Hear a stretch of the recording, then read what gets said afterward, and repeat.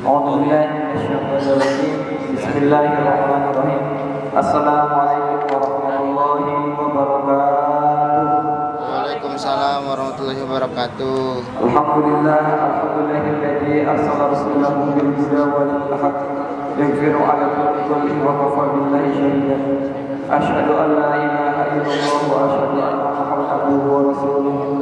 La nabiyya wa la rasula ba'da amma ba'd.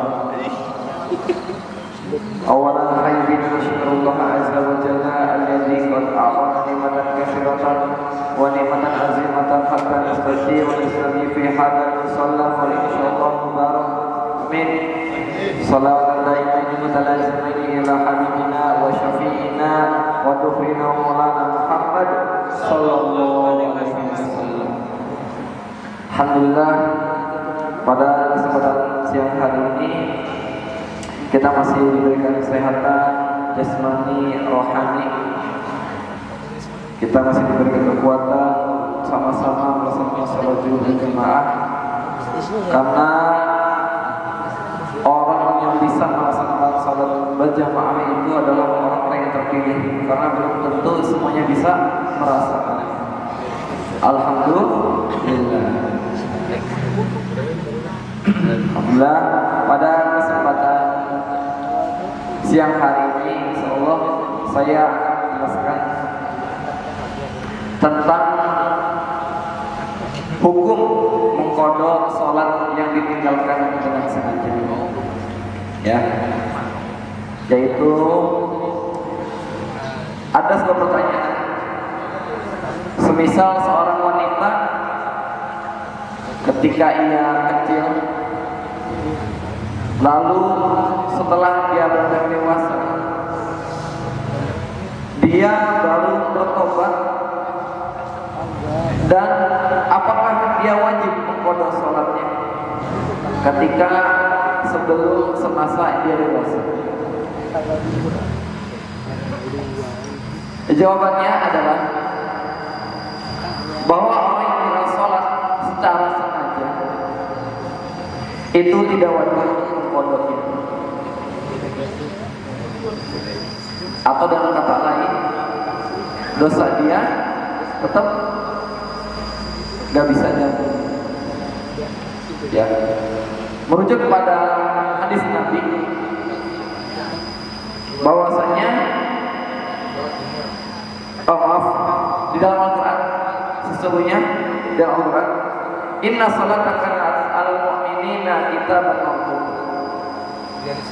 Sesungguhnya salat itu adalah fardu yang telah ditentukan waktunya untuk orang-orang yang beriman. Karena qadha itu pada prinsipnya adalah bukan kewajiban al-ada yang harus segera dilakukan sesuai waktunya. Karena qadha adalah kewajiban yang baru. Kecuali orang yang tidak sengaja tidak sholat, meninggalkan sholat karena tertidur dan lupa. Seperti hadis Nabi yang sudah diajarkan, yaitu man nama an sholatin aw nasiyaha falyusalliha idza dzakaraha. Yang artinya adalah barang siapa yang meninggalkan sholat karena tertidur atau lupa, maka hendaknya ia melakukan sholat setelah itu.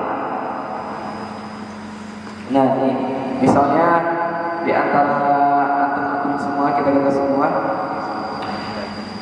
tertidur pulas atau tidak sengaja meninggalkan sholat. Nah, kita misalnya dari semalam begadang, bangun udah lewat dari subuh, bangun jam 6:30 atau 9. Nah, ketika kita sadar dan ingat sholat, maka tunaikanlah sholat. Ya, harus segera melakukan sholat, jangan dientar. Ya, dan enggak dengan alasan pula yang tadi kita dientar-entar, taunya lupa. akhirnya nggak dikerjain. Nah kalau misalnya lewat bisa ya. Jadi kalau misalnya teman-teman yang lupa subuh atau asar lewat, kalau asar kan misalnya kita sholat zuhur atau sholat zuhur lewat, nah hampir mau waktu asar nih, nah kita kerjain sholat zuhur dulu ya, segera aja langsung, jangan nunggu antara-antara lagi. Seperti hadis yang lain dikatakan oleh Rasulullah dalam hadis yang diriwayatkan oleh hadis Imam Bukhari. Ini kayak gitu terus. Adapun nih, ketika orang melakukan kewajiban untuk berkorban, dalilnya adalah fa innallaha ahaqqu bil wafa. Karena sesungguhnya hutang kepada Allah Ta'ala lebih berhak untuk dipenuhi. Nah, kalau misalnya kita itu meninggalkan sholat atau lupa, kita ada untuk mengkodanya, asalkan itu tidak terlewat dari beberapa waktu. Bisa dikodok. Sebenarnya kodok itu kan adalah ikhtiar kita. Namanya ikhtiar itu kan adalah usaha kita untuk mengganti sholat yang sudah kita lewati. Kadangkala perihal sholat aja kan kita dianggap remeh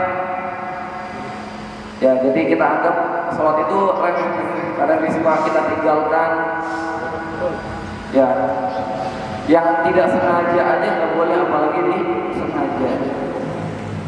Karena kewajiban sholat itu adalah sepenuhnya prioritas untuk kita ya, hak kognitif yang harus kita lakukan.